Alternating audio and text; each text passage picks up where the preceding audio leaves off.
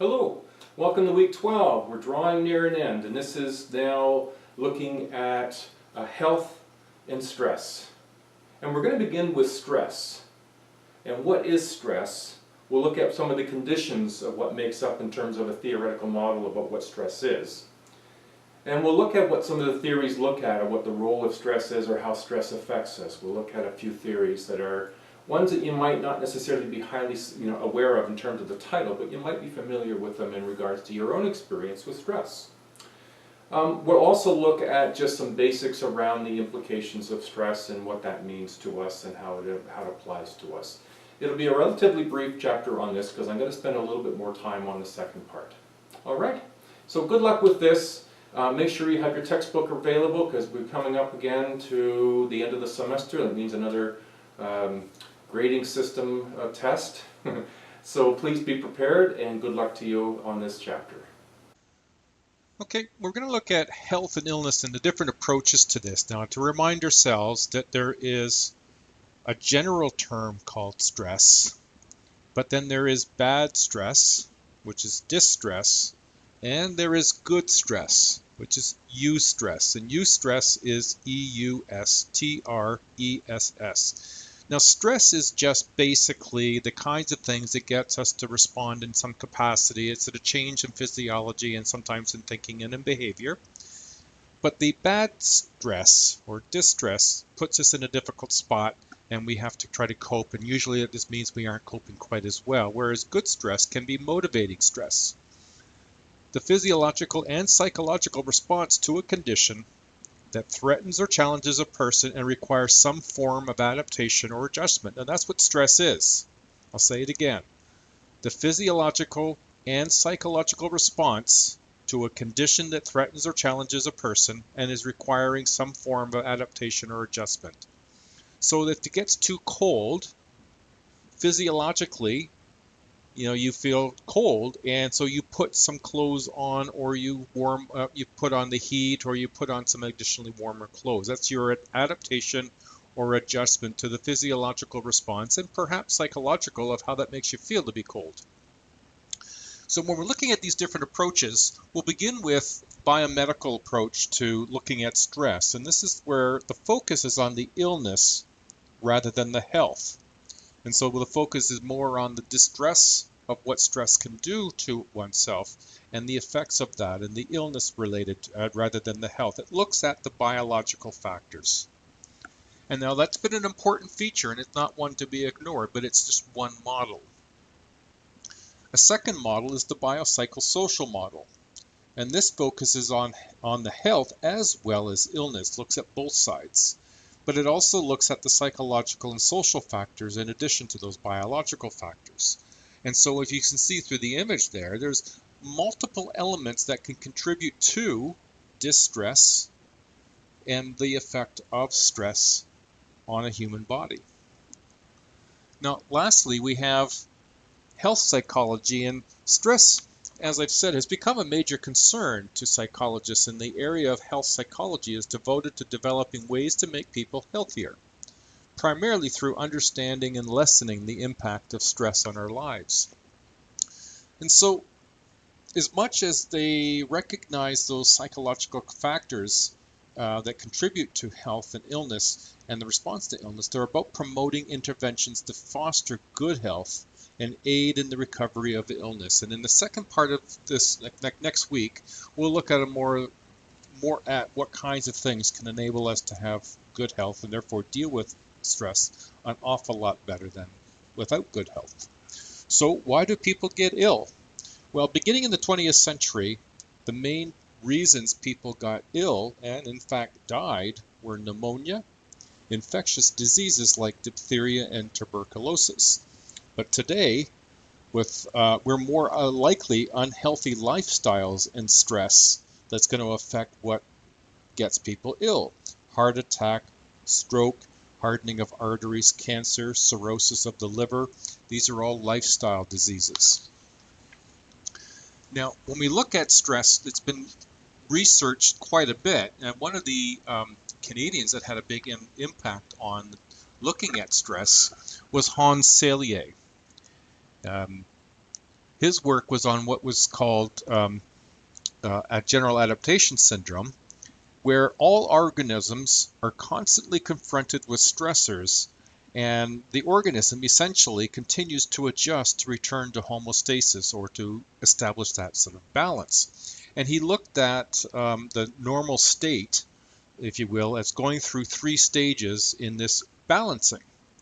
The alarm state, which is stage 1, is where the heart rate starts to increase, the blood pressure increases, our blood sugar levels increase. This gives you and I this energy to cope with the stressful situation.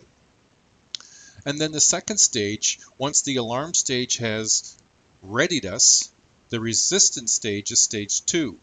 And here the adrenal cortex continues to release glucotides and helps our body to resist stressors.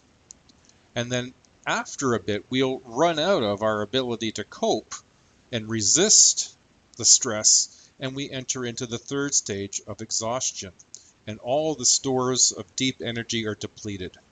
Now, it's important to note that some of what we'll be talking about next week are all the things that can help us remain healthier, and the healthier we are, the better we are able to resist and remain healthy through that resistance. Currently, if you're not in particularly good health and it's a lifestyle issue, then when we are resisting, it depletes our resources and it makes us more susceptible to illnesses and disease.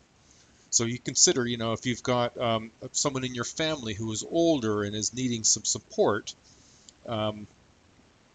the alarm rate is now you've got a change in your lifestyle that includes caring for an elder family member.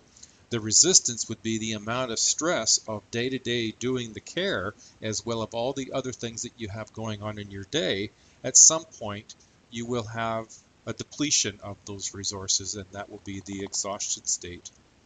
The criticism of this particular strategy of general adaptation syndrome is it didn't consider any of the psychological conditions or how a person perceives a stressor or how a person evaluates that stressor. And so when we look at the next theorist, we can look at Lazarus and Folkman's psychological model for stress. In a person's perception, it's not just the stressor, but their perception of the stress determines the amount of stress that a person experiences. So a cognitive process made up of primary and secondary appraisal. Now, a cognitive appraisal, essentially the process of thinking about whether or not my stress is bad, is the term for individual interpretation of events in their life. So a threatening or harmful or challenging, and their determination of whether they have the resources to effectively cope with those events. So we go through 2 stages, primary appraisal and secondary appraisal. The primary appraisal is the evaluation of the meaning or the significance of the situation. Whether it affects our well-being is going to be positive or negative or irrelevant. So firstly, we determine whether or not this is going to affect us badly, or is it going to have a good effect on us. And then the secondary appraisal is, if the situation is within my control, then I evaluate the resources I will evaluate what resources I have to manage and alleviate this stress, essentially getting back to homeostasis, if you will. So if the situation is within my control, then I evaluate the available resources to alleviate the stress. So physically, it's either I'm in good health, I have good energy, I have good stamina. If it's social, then I have a social network and support network for me. If it's psychological, then I have either the skills, the morale, or the self-esteem to deal with the stress. And if it's material, maybe it's the money or the tools or the equipment, or it could be time. So when we look at our secondary appraisal, we're looking at a lot of different variables to see whether or not we have whatever resources we need to deal with the stress. And so you can see if we have the more resources we have, the better health, the better social support and network support, the better psychological morale and esteem, the more resources in terms of tools and equipment, or the more time we have, the better able we are to deal with stress.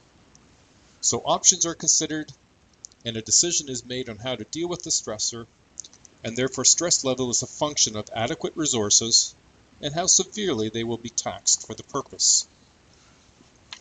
So when we think in terms of, well, how do we deal with stress and what things can cause us stress?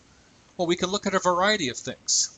Well, types of choices or conflicts that we have in our lives cause us stress. And these conflicts with choices aren't singly. We don't just choose between good and bad. We could be choosing, our approach to conflict can contribute to how we experience stress and what is stressful.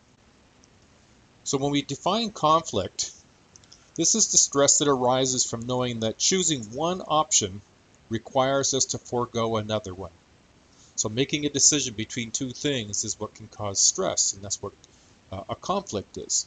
And so when we consider that we may have an approach conflict, this is a conflict arising from having to choose between two equally desirable alternatives. For example, deciding where to go on vacation.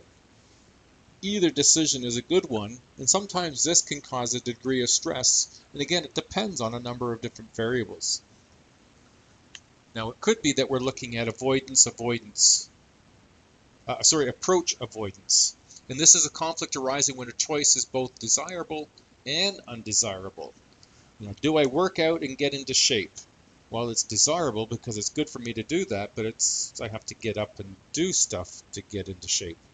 And so approach avoidance can be a difficult component when it comes to causing stress for people. And then lastly is approach avoidance. And this is where a conflict arises when the choice is both desirable and undesirable. Sorry, I'm mixing that up. The first one is approach. The second one is approach avoidance. The third one is avoidance. And it's a conflict arising when a choice involves two equally unattractive alternatives. Going to the dentist versus having a toothache. The toothache isn't too desirable, but going to the dentist can also be a feeling of undesirability. So unpredictable stressors are the most difficult to cope with than are predictable stressors. Knowing what you're up against can certainly be easier to deal with than having something surprise you and not really know for sure that it's coming at you. We are less subject to stress when we have the power to do something over it. Now, certainly, the kinds of stressors that we may have enter in our lives require us to solve them in some capacity, to cope, if you will. And there are different coping strategies. And there's a problem-based solution, if you will, which consists of reducing or modifying or eliminating the source of stress itself. So, for example, after getting a poor grade, a student decides to study harder and get a tutor. And so essentially a problem-focused coping strategy is an action-based one. You do something to correct or remove or reduce the stress itself. Now, it's not the only strategy, of course. There is also an emotion-based coping. This involves reappraising a stressor so that one may reduce the emotional impact. Sometimes you might lose a job, and as a result, you might go, oh, this is going to be a challenge to get another one. Or you see it as an opportunity rather than a tragedy. And so emotion-based coping is more about perception, reframing, if you will, looking at what was an existing problem and framing it or focusing and seeing the perception of it in a more positive opportunity. And then lastly is one that's called proactive coping. And this consists of efforts or actions that we can take that are taken in advance of a potentially stressful situation to prevent its occurrence or minimizing the consequences. And it's basically a proactive coping. So, for example, eating and exercising. Eating correctly, eating healthfully, and exercising can improve our ability to deal with stress. It just allows us to be stronger and cope better with the physical strain that stress can have on us. Now, what you're seeing here is the social readjustment rating scale. This was put out by Holmes and Rush in 1967, and it measures stress by ranking different life events and assigns a value without considering if the life event is good or bad, just that it has stress associated with it. And the evaluation of stressors includes the use of scales such as this one, And there's also one that's called the Hassel scale. One positive side to stress may be the uplifts a person experiences when dealing with positive stressors. Methods of stress management, especially progressive relaxation or stress inoculation training, which will also be discussed next week. Now, by definition, you can call hassles little stressors that include the irritating demands and troubled relationships that are encountered daily, and that cause more stress than